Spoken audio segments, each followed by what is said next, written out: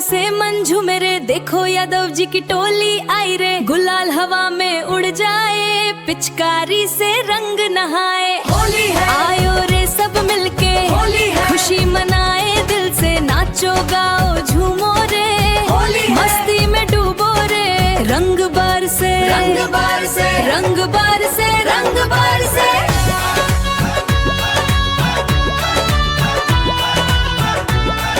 होली खेल आई है यादों के खटल में, रंग बरसेला गुलाल हमारे अंचल में।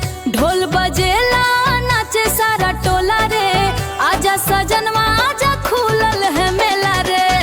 होली खेल आई है यादों के खटल में, रंग बरसेला गुलाल हमारे अंचल में। ढोल बजेला नाचे सारा टोला रे, आजा सजनवा आजा खुलल है मेला। रंगवा दले दा जानी शर्मा तू गोरी, ऐसन मौका ना मिली फेर से अंजोरी।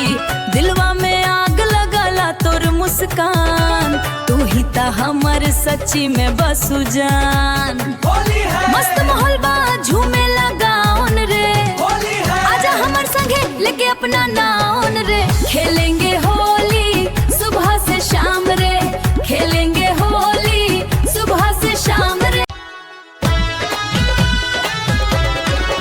फगुनवा आइल मन बहक जाटा रे, तोहरे बिन होली ना भाटा रे। एहे मौका बा रंग लगावे दा, आजा सजनवा अब देर ना करा। होली है, आजा खेला संगे होली रे, होली है, भर दा हमर अंजूरी रे। होली है, आजा खेला संगे होली रे। देखो फगु